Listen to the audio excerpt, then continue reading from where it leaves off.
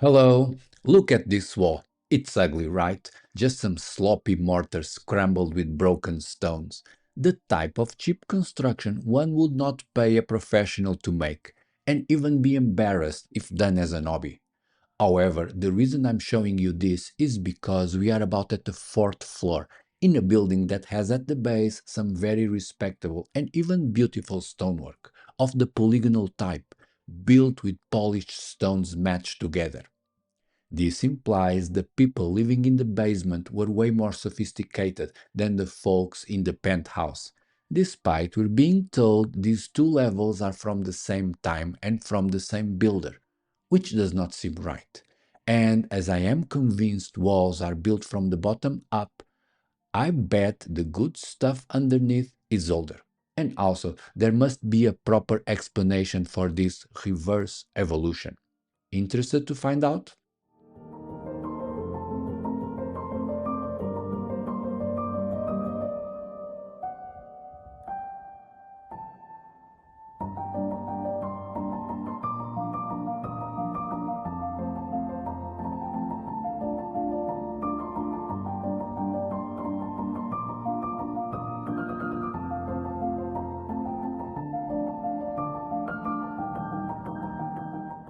Today's wall is more like a building in Huari, Peru, the capital of one of the most prolific ancient empires in South America.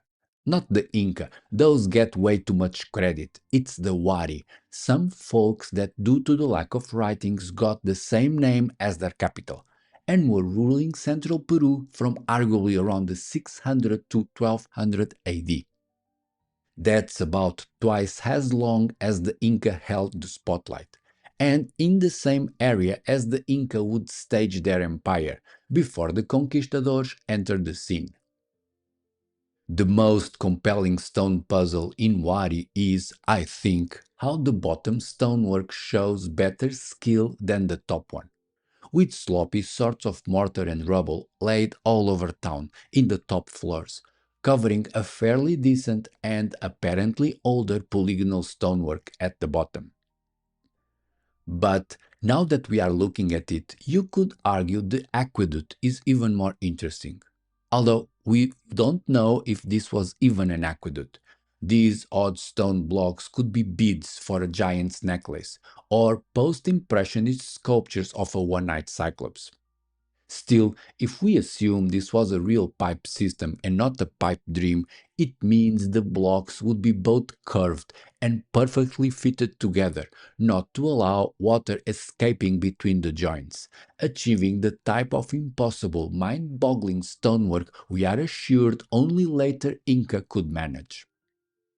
Meaning, in Wadi, there are quite a few complications to sort out. One is the fact that the city has proper, nearly magical 3D stone puzzles of the curved sort.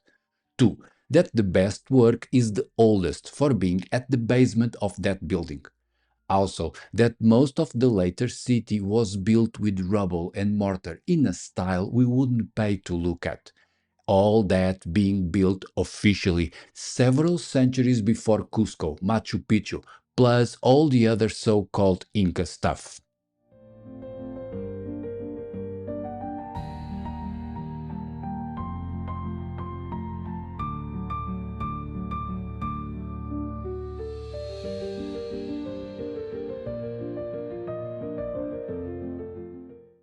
The events in Peru and broader South America are complicated. Not only today, that I guess they still are, but the ones happening before the Spanish arrival too. We mostly hear of the Inca ruling the scene, but they were just a crumbling empire and short lived at it when 100 Spanish toppled the thing and bragged about it, leaving us the only existing writing documentation.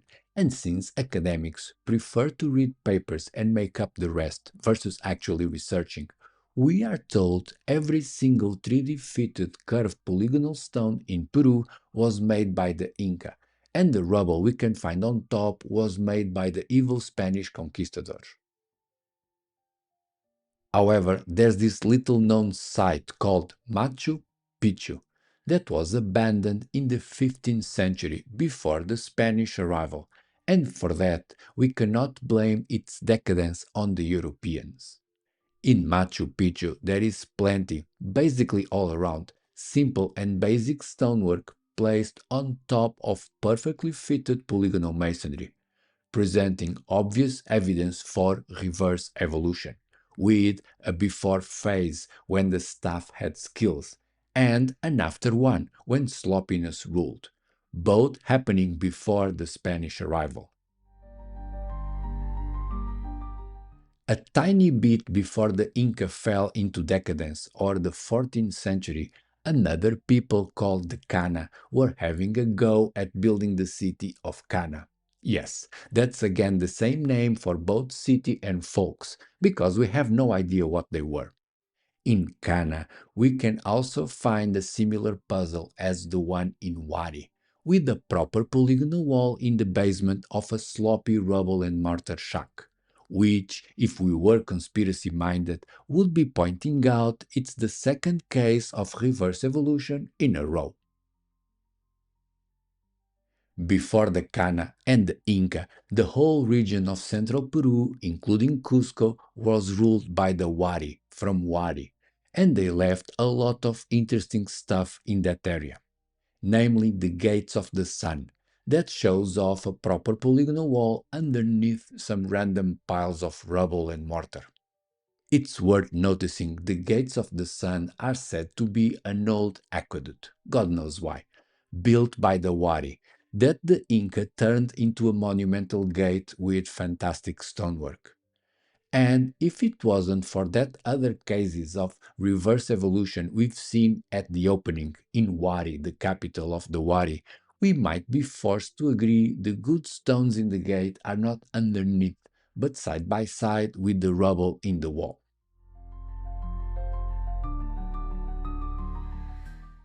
Returning to sanity as we continue moving backwards in time, we will get to Cuelap in the north of Peru.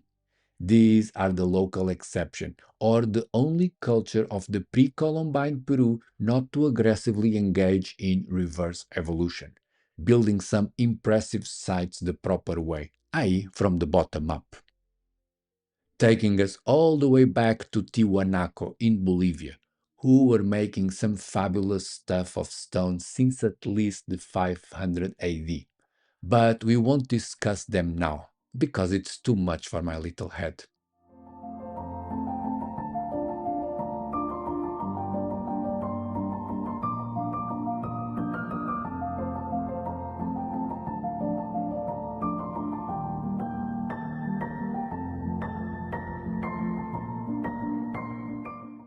Away from Peru and into Europe, this reverse evolution problem is all too frequent in Cyclopean walls, making for a transatlantic synchronization of backwards engineering, crossing all the way into the Twilight Zone. The best stonework of all of Europe is to be found in Alaka Oyuk, Turkey, where we can find the same mysterious, unexplainable 3D curved fitted blocks that look like they have been made out of Play-Doh. And just like in Peru, they also are suffering from the pesty reverse evolution, with the best work hidden at the back side of the building, appearing to be, if not reused by the builders of the cheaper and simpler facade, at least neglected by them. A mysterious fact that is missed by, if not most, at least too many visitors of this ancient site. But there's more. The sacred site of Delphi in Greece has the second best of all European stonework, not underneath the main temple, although that one is definitely good. And yes, it's also at the bottom of shaper work. But even a better wall is buried in the back of the complex, in a spot so ancient and hard to find, even me, when I was there to see the polygonal walls, shamefully missed it. Plus basically all the other Cyclopean works in the continent. Hundreds of cases that were super popular at the time, being built all over the coast, and then somehow covered up underneath Roman work, even including cases said to have been built by the Romans themselves, who had a change of hearts and stopped caring about stone puzzles and moved on to concrete. Or yet again, the dreaded reverse evolution, reaching pandemic levels.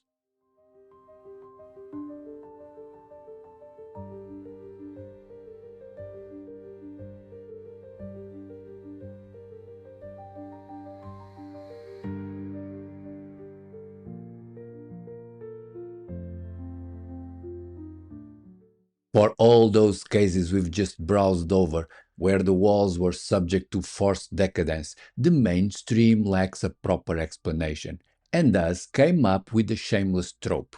They call it aesthetic choice, a fancy word for bad taste, proposing ancient peoples had the capacity to build all sorts of stonework and endless availability of resources and skilled laborers, but decided they rather live in a ugly shack than continue building in the super fancy polygonal works hidden in the basement.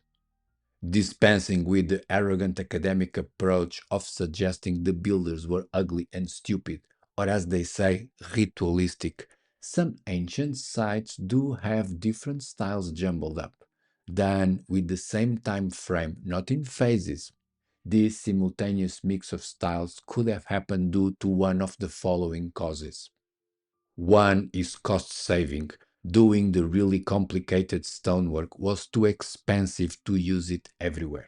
Thus, the builders would use this type of special work only on a few special occasions.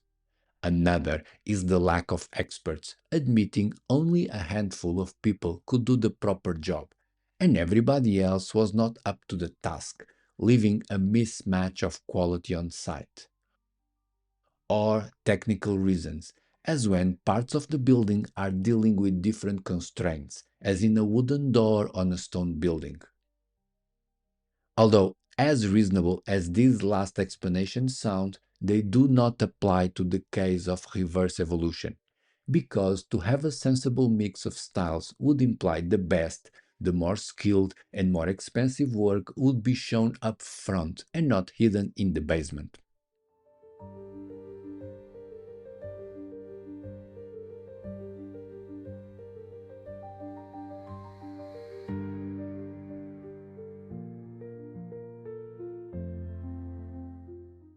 Near my house, there's a stretch of dry stone retaining wall, in brackets because it was poorly done, that barely lasted a decade before two-thirds of it collapsed. Whilst that some of the old polygonal walls we find around the world are millennia older and still standing tall. Cyclopean walls, some of them at least, seem deceptively simple. But the trick to see if they are the real thing is the test of time, because getting people to build a 2 meters tall dry stone pile to last a generation is easy. Making it reach 10 meters in height with a nearly vertical slope, able to stand up after a few millennia, that's another ball game. One that requires time. And time is money, and both run out too damn fast. See, these things, as in polygonal walls, when properly done with odd shaped boulders perfectly fitted together, took a lot of time to build. They were very resource intensive, requiring each stone to be individually polished into place, implying the big ones, the larger and more complex sets of walls and stones, were done over a long time, several generations, sometimes under many regimes, and often the owners were left out of money or unable to keep the skill alive onto the next generation. Or even the guy in charge just wanted to end whatever was being built for too long and have his name slapped on the past work and rush to end it. Again, all fine and reasonable hypotheses, unlike the bad taste theory, because taste might be subjective, but cost is not. And thus, here's a clue.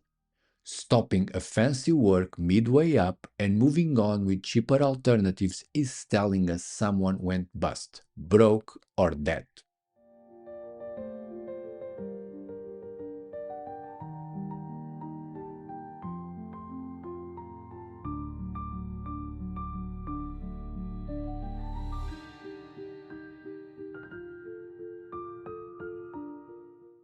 Confused yet? The situation is upside down. And to make it right, we have to look underneath. Because if the good work is found at the bottom with plenty of sloppy stones on top, not in one case alone, but in plenty of sites, we cannot but conclude the work was done in phases. And the people doing the bottom ones were both older and more sophisticated than the latter. Moreover, the people responsible for the top work were not the same as the builders of the bottom one, since they shared a significantly different vision of what was proper to build. Meaning, the rulers of the top period were not the same as the rulers of the bottom period, because they clearly decided the extra hassle and cost needed to complete the work to the end in the more elaborate style just wasn't worth it, whilst the rulers in the bottom period had the opposite idea and were willing to commit the necessary resources. This much is true for the Wari, Kana, Inca in Peru, and in Europe for the Hittite, Romans, and classical Greeks. In all those places where we see reverse evolution at play, and for that we have to conclude the people in charge at the end were not the same as the ones initiating the work. What we cannot say is how long separates the top from the bottom, in Wari, Cana, or Machu Picchu, etc. Could it be a century? Could it be a millennia? 10? I don't know, although I tend to think it's but a few hundred years. As in, and this is my personal speculation, likewise in Europe with the Cyclopean builders, in Peru there was a people apt at making incredibly bending polygonal walls. These guys lived since long before the Inca ruled, before the Wari even. That's at least 5 centuries older. Those guys were doing their thing for as long as the rulers paid them. Up to a point, the big bosses in charge could no longer afford that work and decided to finish it all with piles of rubble on top. Thus, the polygonal skill is at least a few centuries older than we are told, and not shared by the people in charge at the end, as in the Incas. Reverse evolution is a smoking gun for regime change.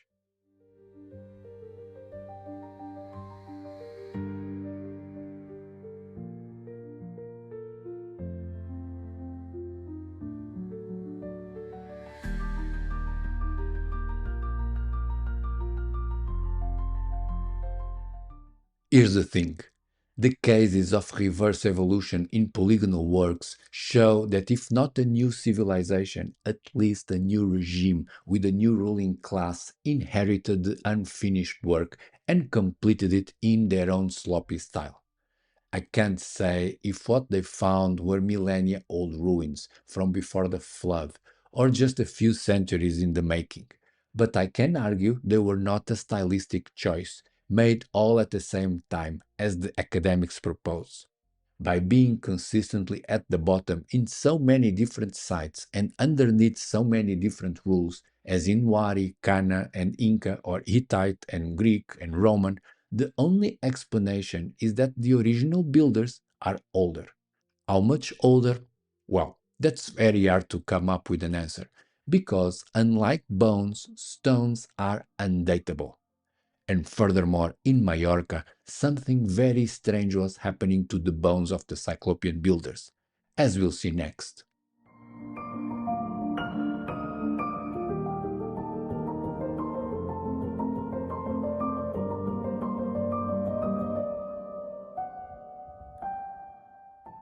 That's it for today.